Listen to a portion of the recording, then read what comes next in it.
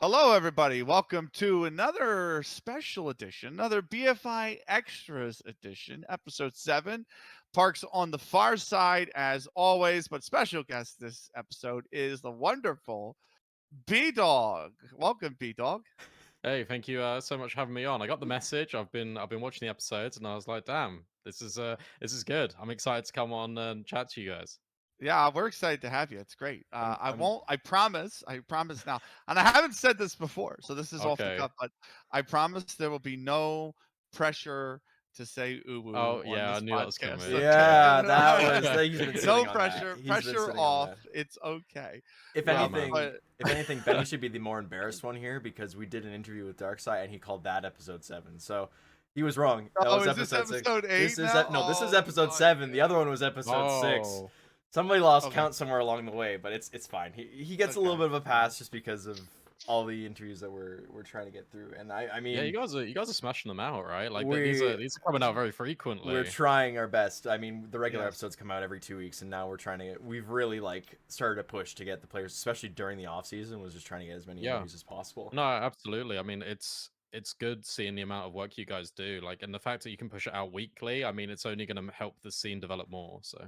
absolutely, This absolutely. man, But I love him already. He already said he was a watcher, and now I he's know, I complimenting know. all this But stuff. Oh, I'm in. Parks. It's not about us. No, it It's isn't. about B Dog this episode. Okay, and there's a lot we actually want to run through. So I am Yes. going Okay. to get started. So I wanted to the very easy kind of like starter question is how you decide to get started as a caster, because I Okay. feel like Yeah. everybody's story is like really unique. Yeah. And I know you did like some SCL season 2, SCL season 3, a lot of like Okay. normal Yeah. C tier tournaments. He's But been he's been digging. He Yeah. digs. how He did So you digs. get started in casting in general?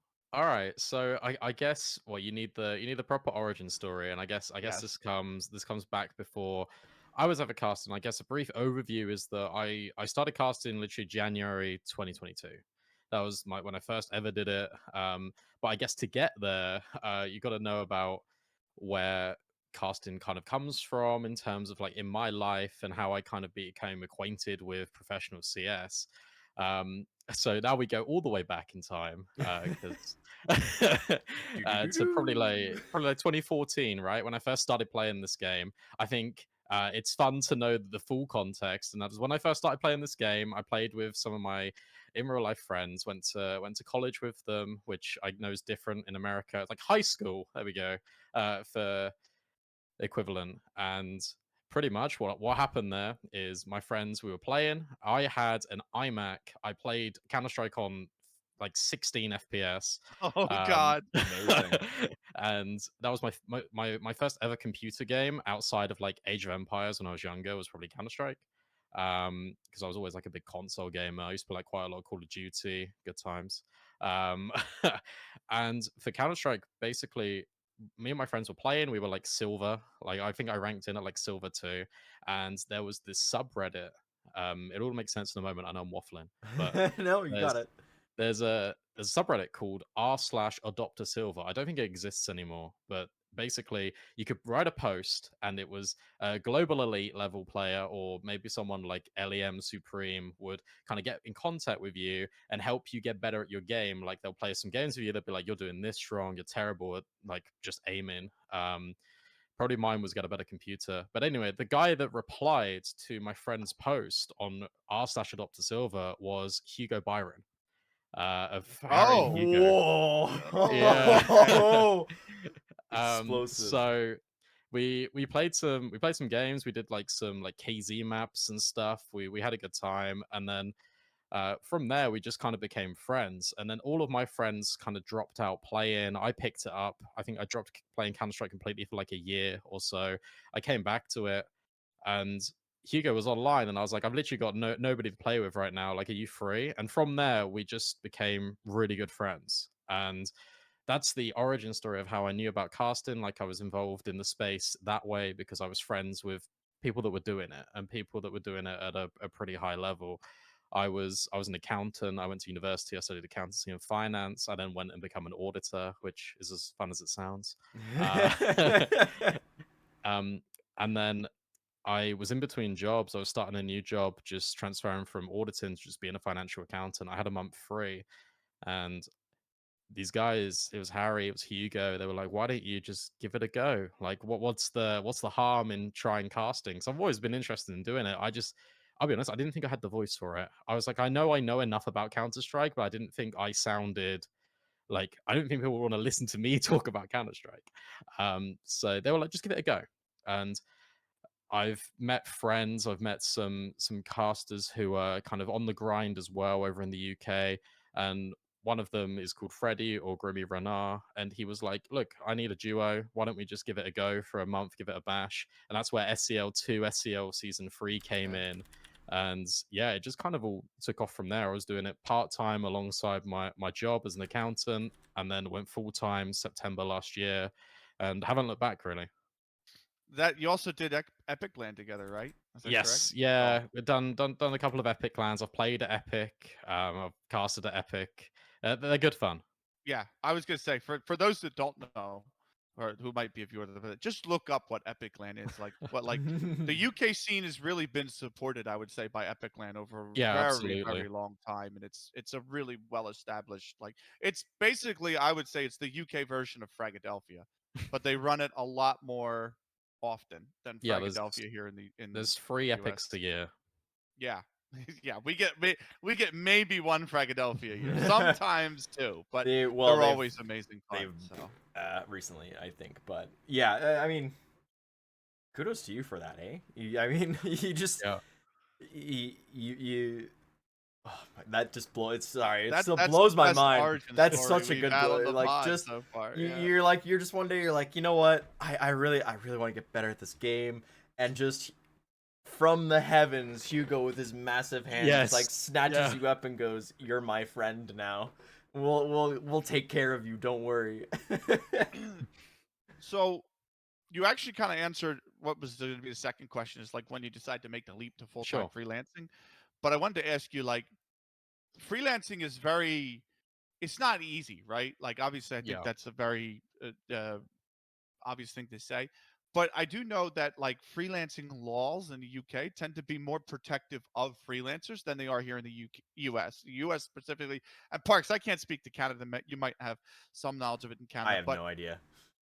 in the US it varies state to state, right? So it's like you it you could be protected in some states, other states you're just out on your but what is it like, and what, like, in terms of the infrastructure for freelancing out of the UK, and what do you think could be done better from that standpoint in terms of protecting freelancers and their basically line of work? I think that's a really good question. I think, look, I'm not gonna sit here and say I know all of the freelance laws in the UK. I know that I'm in a privileged position to be in the United Kingdom, and I've also got the support of my family around me where I can say, look, I want to give this a go. That the original conversation, I think, to actually being freelance was I said to my mum, look, I'm living at home at the moment anyway. Um, let's give it a year. Let's just see kind of where it goes. I know I want to transition out of my full-time employment anyway. And hey, look, if it doesn't work out, it's an experience that I've been able to kind of go on at the moment, and we'll go from there. Unfortunately, I guess to answer your question a bit more specifically with freelance laws in the UK, um, I think it's pretty easy to kind of set up as and be self-employed. Like that's just what we are, right? We just set up as Yeah. ourselves. So like my business is myself. Obviously you got to pay taxes, and that's everyone likes doing that. But I think I feel like I'm in a pretty privileged position to kind of just be able to be like, okay, I'm my business now, and it's kind of one of those things where I guess in terms of income and earnings, it'll be one of those things where you don't get taxed heavily here in the UK much until you earn over like a certain threshold. So Right. where where you kind of go into it for the first year, you're like, I'm not expecting to make a lot of money, so I feel like I can do this quite freely, and there's not any penalties to stop me doing this. Yeah. There's there's a lot of support online. I mean, like universities and stuff are like encouraging people to actually step away from the employment now, and there's a lot of like career fairs you get at universities, at colleges in the UK, where they're saying you can do this. Like if you want to set up, you want to be your own thing, that's absolutely fine, and it's becoming more and more encouraged, and I think that's a great thing because I I guess when I speak obviously about casting and being full time, it's like I can sit back and I can reflect on it a bit now because it's an amazing and privileged position to be in because there is luck involved. There's also hard work and obviously motivation, but the fact that the UK is now kind of turning around and just being like, hey, look, this is fine. We encourage this a lot more. You kind of don't have that societal pressure on you to kind of go in one direction or another direction. It's a lot more open, I think, here as well, and I think that's a big shift. And I think that would be something in the UK that I'm quite happy about, and why like it's quite easy to do it because lots of my friends do it. Like I know in my friendship group of like 7 people, like 3 of them are self-employed, and I think that's a wonderful thing. Amazing. That's awesome. That yeah, I wish I could do casting full Yeah, time, and it's I one was of gonna those say, I things that love just it. That's awesome. it sounds like they have done a really good job. At least the UK structure has done a very good job in enabling that kind of Yeah. self-employment and everything. And I mean, it's helped. It helps you. It helps a bunch of the other casters because I know a lot of them are from the UK, and that's a big thing for them is the draw of hey, we can handle ourselves doing this. And I guess somebody would have to reach out to Launders and Scrawny and see how they do their Canadian side of stuff and state by state. Yeah, who knows at that point? Maybe you're registering yourself in like Arizona or something to get away from taxes. Don't even. Oh, it's not even about the taxes. It's just about the freelance protections. Like in the Yeah. UK, you have obviously you would have to come down to legal court if somebody doesn't pay you, but there are laws in place where I know that you can impose like an interest penalty if a you can provide proof that you did work for a company freelance and they don't pay you. Yeah. Whereas the United States, a lot there really isn't a lot of those set up in any of the states. Yeah. So a lot of the times if somebody doesn't pay you, your only way to get paid is to just harass them to the point where they pay you. I think, And sorry to interrupt you. I go think ahead. another way to answer this is when you sent that to me, I thought I've never really thought about this. So I think that kind of I feel like that kind of says a lot about kind of how simpler and how accepting the UK is. Because Yeah. I looked at the question and I was like, I don't know. I've never needed to think about it because it's so Yeah. easy. Nice. That's amazing. Very nice. Continuing something that you mentioned at the start there about when you just were starting to get into casting, you were kind of talking to up and coming casters, getting used to your own voice because you said like you weren't sure if your voice was a good one for casting. Yeah. Have you kind of, as a result of doing stuff over time, have you kind of figured, I do have a voice that lends itself towards this, and I've worked hard to get to that point, but there was a bit of coming into that going, I understand now why Hugo and Harry and all those guys were saying, hey, yeah, you should totally do this because there was something there that they saw. I think it comes down to, again, I'm really good at answering your question, but not answering it directly to Yeah, start no, with. it's fine. Take your time. I think look where you're saying about your own voice, if you can talk about it in several different senses, you can talk about it in a literal sense in terms of how I actually sound. And it's one of those things where no one likes listening to them back when you're on a broadcast or when you've recorded a video maybe and you're watching it back. It's like, I think a really good example is it's a bit of self promo, but I Go literally for just it. did I literally just did like a YouTube series, and I've been listening to it back. I'm like, oh my god, like Yes. why do I like, This is the Do You Know Counter-Strike pod, right? yeah, Yeah, yeah, yeah, yeah. yeah. But I was like, oh man, like it's just one of those things. I think it's just an internal thing, and I feel like casting has taught me a lot of lessons, and it it's taught me kind of a lot more about self belief and just kind of having that confidence in yourself. And now I sit back, I can listen to myself, and I'm just like, yeah, do you know what? That is me. That's what I'm saying, and that's kind of how it is, sort of thing. But I guess if you want to turn it around, I guess when I first started doing casting, um, I feel like it's quite easy to fall into the trap of like kind of, you can ask for feedback, but you can also look at different sources of feedback. And well, no one was saying, "Oh, this guy's voice is terrible." So I was like, "All right, cool." Um, like I've had, I think where again earlier in this talked about being fortunate and being lucky, and I do think I am very fortunate the fact that because I have this friend group, because I'm um because I've been in the space before casting, it's like I feel like I understand a lot more almost how it works and kind of the processes for getting good feedback. And it's like I'm in a position where I can ask a couple of these guys. When I first started out, I was like, hey, can we watch like 20 minutes of like me Yeah. casting, and can you rip it to shreds for me? um and just say like, it's completely fine. I know that I'm not going to be the best caster after like 2-3 weeks. Like hell, I know I'm not the best caster now, and I know I've got so many things I want to improve on, and that's really exciting. And I guess in terms of finding your own voice, it's having that belief in yourself. It's having that motivation inspires you. Like, why are you here in the first place? It's because, well, I love Counter Strike. I really enjoy the micro details of it. I'm really kind of impressed with the development of teams. Watching a life cycle of a team and watching it go from strength to strength, week in, week out, and going on that journey with them. It's cool as hell.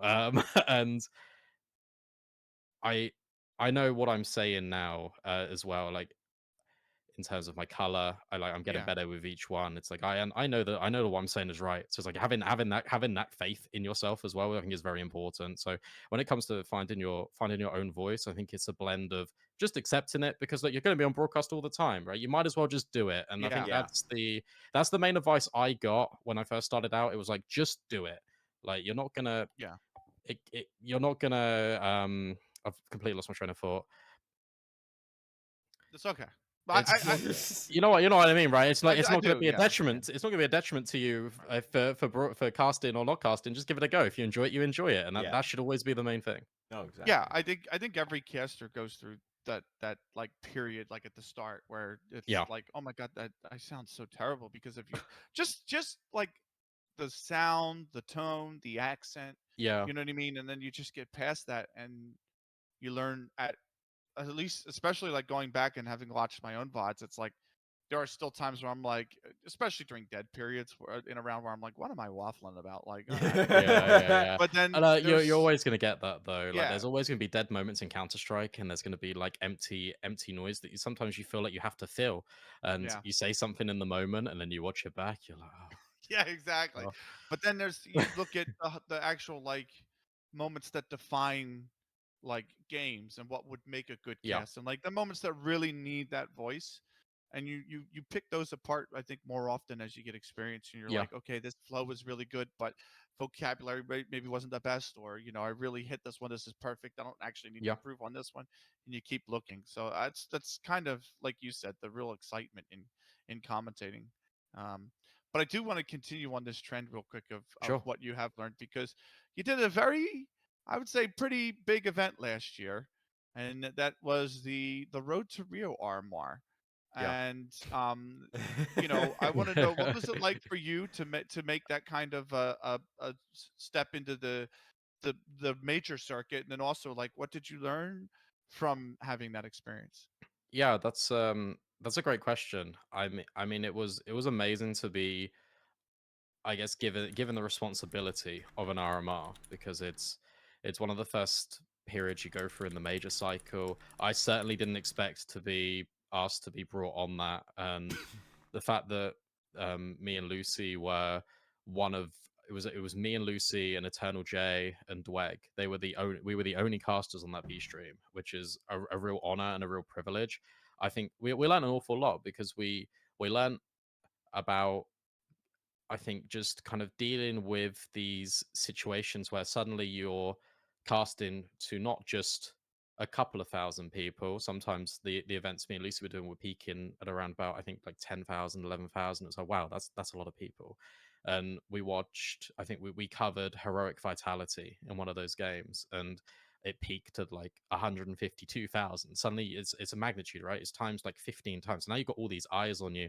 And I guess one of the biggest lessons is kind of cut out the noise, in terms of think about why you're there, because there's a lot of, I think it's fair to say, imposter syndrome with casting, because obviously when we got the email and we got the message, I was a bit like, oh my god, like what, should I be here? And it's like, should I be having this amount of responsibility? And it's like, well, they've chosen you for a reason, and you've got to have that belief in yourself. So I think it's having that main focus. I felt that definitely taught me a lot, because it's like, wow, if I'm being trusted to do this, then I know in myself that I've got the capabilities to be able to do it. And so I guess that's cutting out your internal intrusive thoughts, which is something I have to do quite a lot. Um, but also, I think it taught us. I feel like that was an event where me and Lucy learned to trust each other a lot more in terms of what we were saying and how to bounce off each other, because that was all online. We weren't in a we have done events online in the past. Obviously, this is the biggest online cast we had done at that scale, and it can be quite difficult sometimes working online, because there can be technical hiccups, there can be XYZ, and there was a technical hiccup during the RMR with my computer, Oh but dear. fortunately no one really noticed, and that's having that trust, right? Yeah. So I think that it's events like that that kind of, they motivate you and they keep you grounded, and but it's also like, wow, you kind of get a taste for casting the upper echelons of tier one. And I guess for me, I was like, damn, I know I want to keep doing that. That's where I'm aspiring to be. That's where I want to be. And it made me hungry. So I learned that I'm very driven to get back to that point. And I hope that one moment in time in the future, it doesn't matter if it's near, if it's far, but I will be back there. Oh, it's without a shadow of doubt. I believe you will be. That's for sure. Thank you. So, Got a great follow up to that actually, because you mentioned her a Sure. lot, Lucy. Yeah. How you've kind of become a duo now as of recently. You did Yes. IESF Yeah. together. You've done Impact together for a while. How did all that come about? Like how did you two kind of link up in towards doing that? Was it where did it start? Okay. So in terms of the Lucy Brandon origin story, it's a fun one. So pretty much before I was doing casting, I decided that I wanted to be a Twitch streamer, and I was like, I'll just Twitch stream on the side. I'll be a little content creator for Counter Strike. That'll be fun. It panned out as you'd expect, because I stream maybe like once every like 4 months. Yeah. So Yeah. um, it didn't really happen. Anyway, people, I was watching just Twitch streams on my suggested all the way back in October. Wow, that'd be like September, October 2021. Now would be Lucy Luce's stream, and I was like, oh, let me click on that. Let me watch, and I'm not sure how many viewers she had. It was fairly low. That's not a flame, Lucy. Like, your streams do well. But no, it's just it was, honestly, that's just CS community in general. Like Yeah. a lot of community streams are always like sub 100, mostly like yeah. kicking around 20, 40. You know. So she was struggling. I think she was trying to hit her objective in the game was like trying to hit global. I think she was like LEM or Supreme at the time. I think she was actually Supreme. I think she was Supreme for like a year. And she was like grinding every day. That sounds like I'm flaming her so bad. But she was on the anyway, that was the title of the stream, right? She was grinding, and she was having some rough teammates. So I literally just messaged in the chat and I was like, get me in your next game.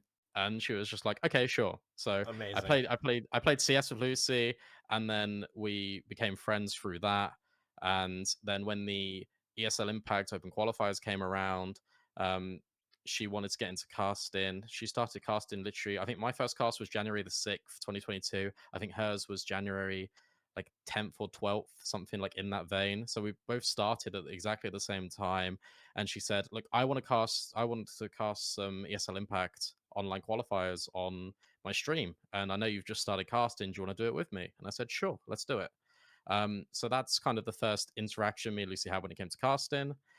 We've been friends, I would say, yeah, since September, October 21. So probably like 3, 4 months before that, literally because I went into her Twitch stream and we played Counter Amazing. Strike.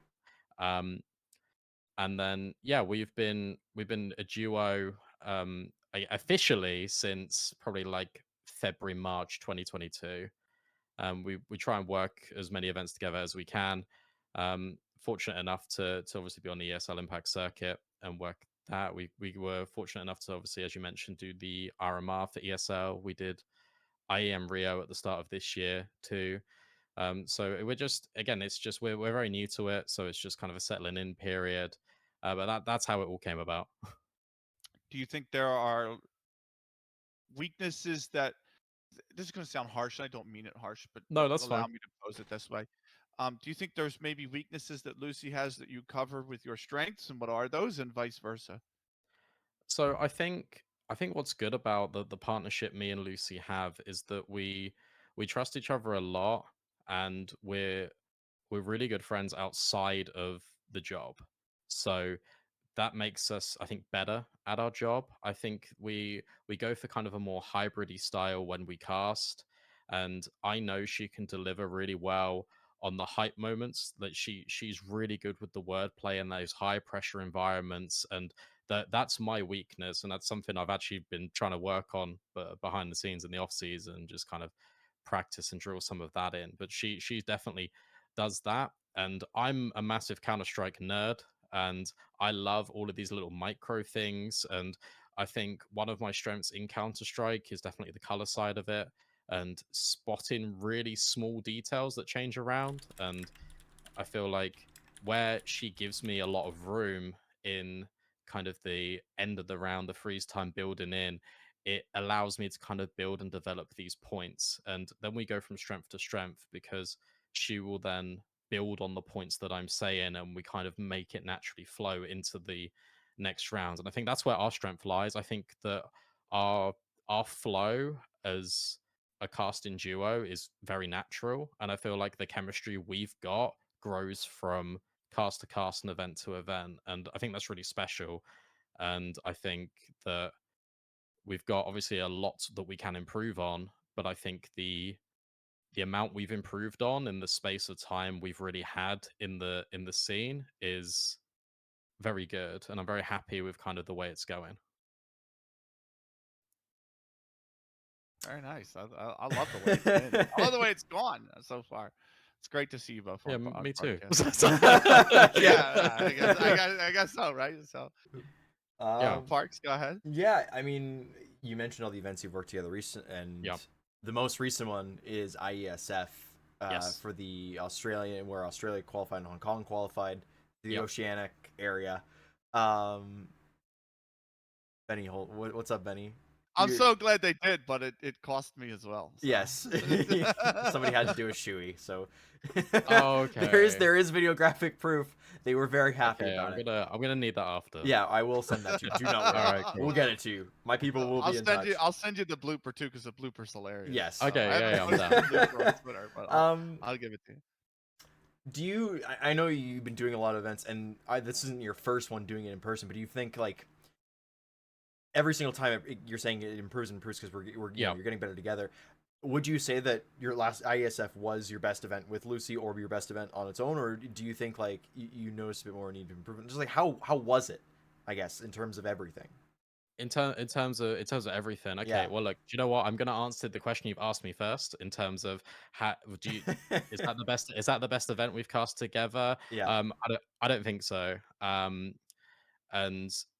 I guess that the reason for that is probably because um, I feel like it's because we didn't have too much time to prepare, which is Right. just because just the nature of some of these events. Some of these events just come out the blue, and you just got to go. But I feel like my preparation in particular was just a little bit off. I feel like there was unfortunately just some tech pauses that were quite long, which was good because we every single cast. I know that you've laughed because I just said it's good.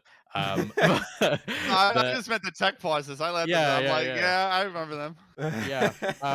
So the reason why I say they're good though, and the reason um I just think every single time it's gonna sound so cliche, and I'm gonna be full of cliches whilst done the interview. I've probably done like 20 already.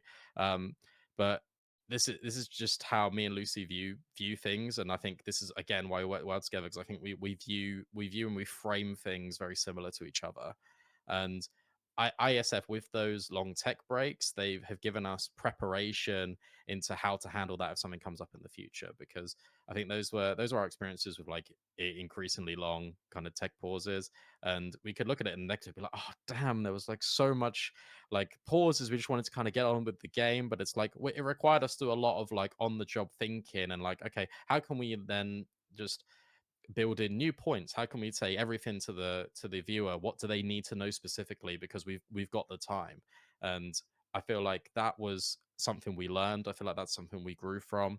In terms of best event, I'm only going to say no, just because I feel like work we've done previously in terms of the ESL Impact. I'll always remember the ESL Impact Katowice final. I thought that was one of our best casts. I thought the cast in Dallas, that final was really good as well.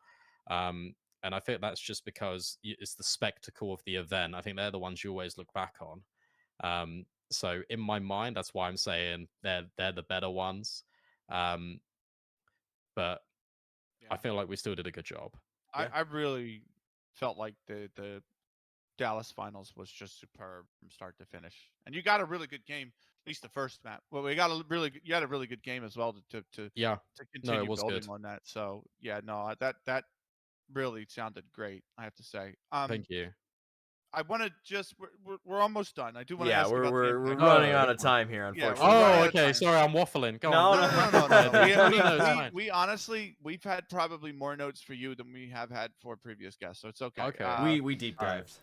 We can. We did We, do a deep dive, but we can have I a want to bumper ask you about. episode. We could. You said that episode 7 was this one, but you said it was the other one. So I mean, it's so nice. We could just have episode 7 twice. Yeah. Yeah, Sorry. Like, 7.5, 7.6. Yeah. No, I want to ask you about the impact scene sure. real quick, and just your experiences casting that, and how do they Yeah. differ from the rest of what you have done, and also when you watch the Impact Counter Strike, what differences you see from everything else that you've done in terms of what Impact does, maybe that's very unique. Okay. So I think with the ESL Impact circuit, in terms of um, the comparison to other events I've done, I think this obviously this circuit is very new and it's getting a lot of women inspired into the scene and it's developing. And I feel like this is the quickest I've seen competition develop and strategies evolve in any period I've ever watched Counter Strike. I think that the meta and the tactical depth of these teams is improving honestly game by game. And that when I gave reference earlier in the interview when I said I really like watching life cycles of these teams develop. Specifically, ESL Impact is amazing for that. You can reflect on season to season, week to week, and you can see the infrastructure that these organizations are now providing, the amount of resources that they have available now. I think that the circuit is in a really healthy spot right now. I would like to see more tournaments. I'll be honest. I feel like the calendar is I a think, little bit thin. But yeah, with that being said, considering that we are still in this kind of new space and we are building it from the I guess we are building it up year by year. The fact that we have added more teams is a good step. And eventually they'll come to a point where there will be more competitions, I would imagine, in the future. And that would only help benefit the teams and help them develop even more exponentially than they already are now. Um, so I think that's quite a unique thing because we are seeing these teams grow, and I think we're also seeing the personalities grow as well a lot. I think ESL Impact does a really good job, especially with Heku on the interviews, especially incorporating the desk segments to be involved with the interviews as well. Even though we're remote, we feel like we're there, and that's that's the best thing because I think it's so important for everyone involved in that broadcast, not just in specifically SL Impact, but in the broadcast in general, to either be with the players or feel connected with the players in some way, because that elevates everything. And I feel like they've done a very good job. What I think ESL Impact also do really well is the development of newer talent. I think it's really good that we are getting regular faces appear, but we're also are getting a new blend. I think Newt coming in is a fantastic experience. He brings a lot of um like light-hearted comedy, but he also blends that in a masterful way with stats and breaking down key things that have happened within series. And the fact that he can do that on the fly, and we have the kind of the space to allow him to do that, is fantastic. And I feel like that adds a lot of value. I agree. We just had him on the pod actually. We Just did. a Yeah, little I while watched ago. it. So, It was beautiful. yeah, You can yeah. tell like that's how he is just like Yeah, his yeah, that is how full. he is. There isn't Yeah. there isn't change, like that's not an act, that is him. He No, is no, no, like that is comedy him. with just the brain of a genius. Yeah. Unfortunately, we got him into doing CS instead of like actual science, but Yeah. Yeah, I think we got the better end of the deal though. Oh, 100%. Oh, 100%. Speaking of your brain and everything like that, we talked about what drives you and everything earlier. And this is Yeah. gonna be our last question for you, but like, just kind of Okay. thinking back at everything here, what are your goals in near future, long term future? Like, where do you want to be in X amount of days, months, weeks, years? I think obviously long-term goal is you got to cast that major, and that's something that is a long-term goal. And I'm not going to sit here to you and say by X year I want to have casted a major, but it's more I know at some point in my career I will be casting, or I have cast, not a Counter-Strike Global Offensive major, but a Counter-Strike 2 major. That's the long-term goal. In terms of short-term goals, again, this is probably a very wishy-washy answer, but it's every single time I cast, I want it to be memorable in terms of I want to know that I've left that production, I've left my microphone, and I know I've done a good job, and I said everything that I want to say there, and do a lot more kind of reflection, and make sure that I am just improving from cast to cast to cast, because that's kind of the work ethic I've been trying to apply ever since I've started doing this, ever since back in January 2022. Like it's just the mindset, and I want to keep the mindset. That's my short term goal with casting, and just enjoy it, because you never know in this space kind of what's around the corner. So as long as I'm happy, I think Yeah. that's the main thing short term. Amazing. Yeah, that's awesome. And intermediate goals to get you at Dallas next time to cast it in person. Yes. There you No, go. that'd be great. Let's Well, make it happen, ESL. That's all I'm saying. Make it happen. fingers So, crossed, right? I mean, we've been to Stockholm for the last few. I know they did Valencia in person last year, and I know Lucy had a great time with that. Whether it is this time or not, I don't know. Like, we don't even know if we're going to be on the event, so I'm hoping. we'll have to wait and see. I'm going to Valencia. That would be absolutely amazing to just have all my like I can have my fangirl moment, you know. I don't think I'll make Valencia, but I'm not gonna promise that I won't make any more signs the next land I go to. Okay, yeah, that's fair. But, Hugo's watching, and he sent me like a Facebook message, and he was like, "Do you know this guy?" And I was like, "Yeah." it's funny. So, It's amazing. Oh my goodness. That's where we're gonna wrap it up. Any shout outs, anything you want to say? The floor is yours. It's already been mostly your floor, but we're gonna give you a bit more space here as well. I guess follow me on X. Yeah. At BDog CSGO. I haven't changed it to CS yet. I just released a new YouTube video. It's called Do You Know Counter? It's pretty much like a CS game show. It's a pilot episode. I know there's things that need to be done a little bit differently, but I'm still proud with how it turned out. So that's BDog CS on YouTube if you want to go look at that one as well. throw the link my way. Throw the link my way. Sure. We'll put it And, put it in the notes. And also, guys, look, if you haven't liked the video, subscribe. hit the bell. Yeah, The absolutely. Bell. That's the big one. Look, I've heard Brace for Impact's doing weekly episodes. Like, that's what I've heard. We're really working on it. we've been grinding. But no, again, thank you so much for popping on. And I mean, it's late for you. It's what, past midnight there? And yeah, we're coming up to 1 a.m. It's all good. So we're all gamers here. Yeah, but we also some of us have jobs to get up early in the morning. We're not free yet of the corporate sector.